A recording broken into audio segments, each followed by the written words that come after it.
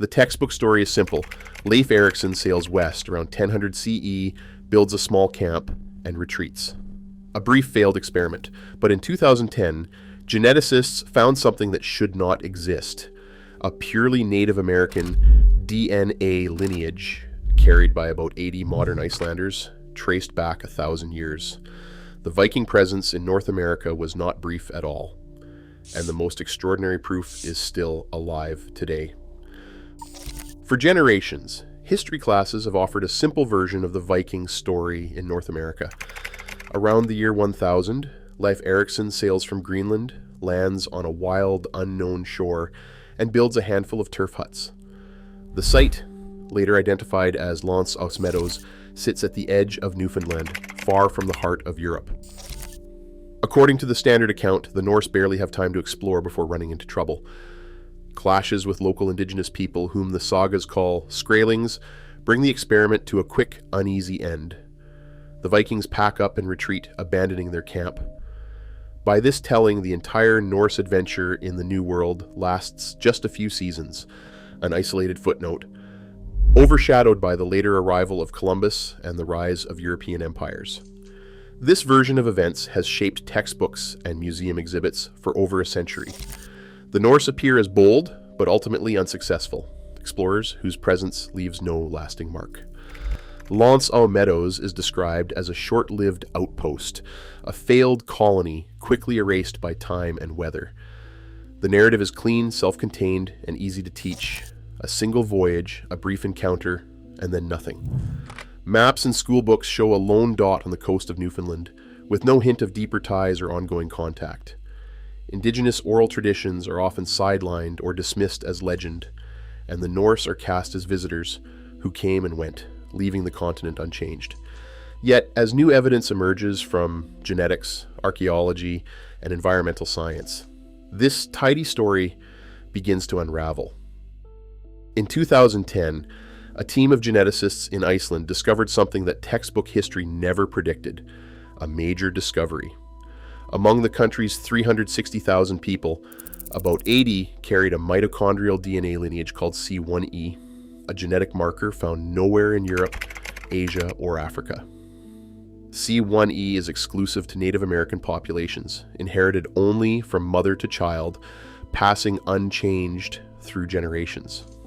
The researchers traced these Icelandic carriers back through centuries of parish records to a single maternal ancestor living in southern Iceland around the year 1000 CE. This is not just a stray mutation.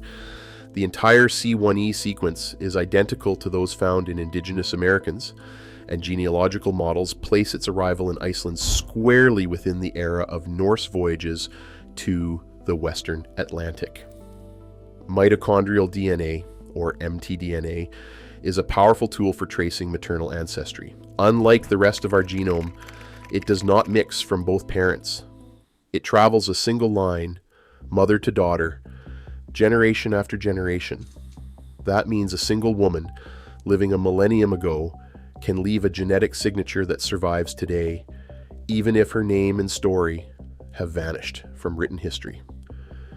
The presence of C1e in Iceland raises a question no schoolbook map can answer. How did the DNA of a Native American woman cross the Atlantic before Columbus? The most likely scenario is that she traveled, willingly or not, on a Norse ship returning from North America. Indigenous oral traditions remind us that these stories are not just about European explorers, but about real people whose lives were changed by contact. As one Indigenous commentator put it, our ancestors' footprints are everywhere, even in the bloodlines of those who thought themselves alone. The C1e lineage is living evidence of a journey that rewrites the boundaries of the known world and challenges us to see the Norse American encounter as a two-way human story. Yet, the details of how, why, and under what circumstances she made that crossing remain elusive.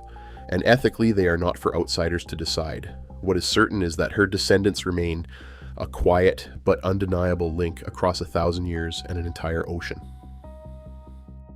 Greenland was never just a lonely outpost on the far edge of the Norse world.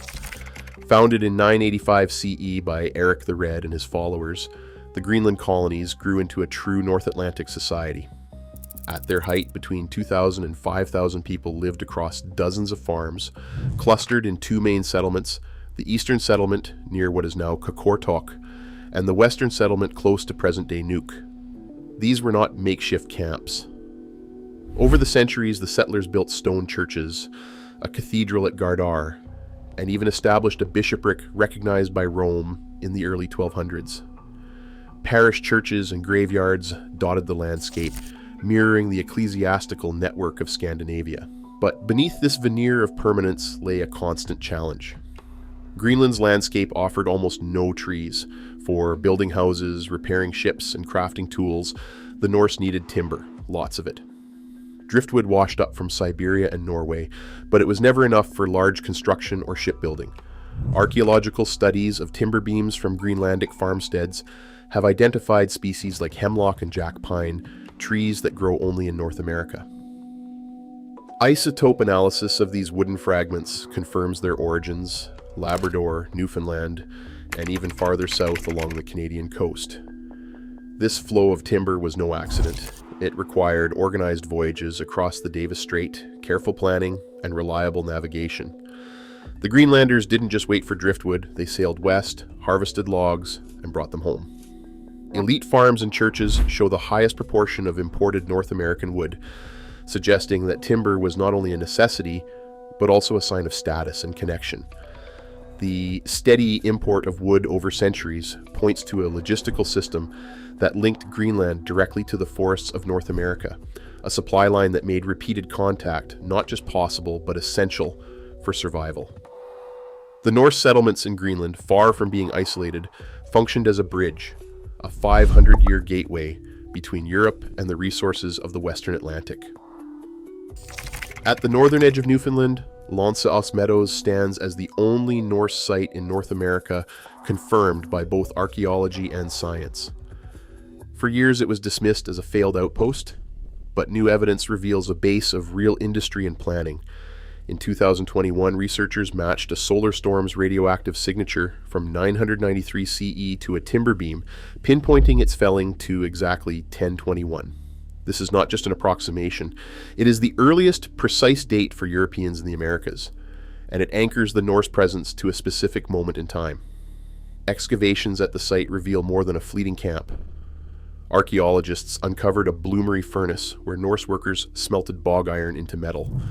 The slag heaps and furnace debris show iron production happened repeatedly, supporting tool repair, nail making, and ship maintenance. A boat keel fragment, marked by iron rivets and tool cuts, points to on-site ship repair, possibly even the construction of smaller vessels for exploring new waters. Botanical remains push the story further. Charred butternut shells from a tree native to the St. Lawrence Valley far south of Newfoundland were found in the site's middens. Their presence means Norse expeditions traveled well beyond the immediate coast, collecting resources and likely interacting with indigenous peoples. Timber remains, including spruce, pine, and birch, show both local harvesting and the import of wood from distant forests. These clues recast Meadows as an industrial hub, not a short-lived camp. The Norse built, repaired, processed, and explored, using this site as a logistical base for organized ventures deep into the continent. Medieval storytellers and clerics left behind more than legends. They recorded details that now echo in the physical evidence. The Saga of the Greenlanders and the Saga of Eric the Red describe Norse expeditions to three distinct western lands: Helluland, Markland, and Vinland. These texts mention the search for timber, the gathering of wild grapes or berries, and repeated journeys across the Atlantic. Centuries after the sagas were first told, a 1347 entry in the Skalholt Annals documents a Greenlandic ship returning from Markland with a cargo of wood and furs.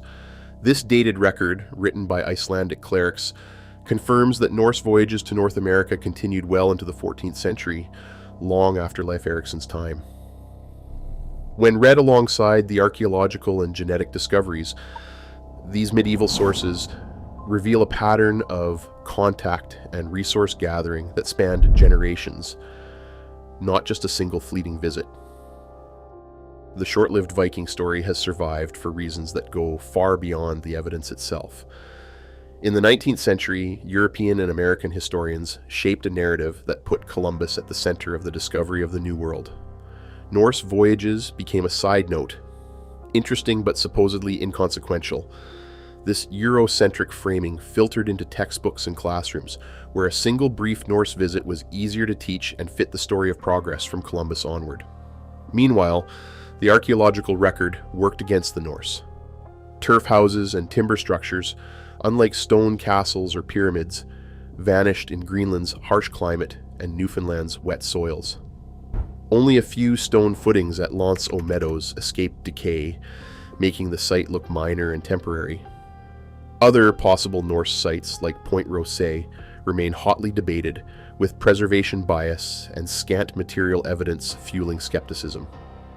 The result is a disconnect. The physical traces faded while the simple story endured, reinforced by what survived and what was left out. Every thread, from DNA to timber from far-off forests, from iron smelted on Newfoundland's shore to medieval records of return voyages, draws together into a single, undeniable pattern. The old story of a brief Norse visit collapses under the weight of this evidence. What emerges is a centuries-long relationship, voyages, trade, and human lives woven across the Atlantic, far richer and longer lasting than anyone imagined. Today, 80 Icelanders still carry mitochondrial DNA from a single indigenous woman. Her name is lost, her journey uncertain, her legacy undeniable. Whether voyager or captive, her survival now rewrites history. The evidence lives on, challenging every easy origin story we tell. Some truths endure even when the monuments do not.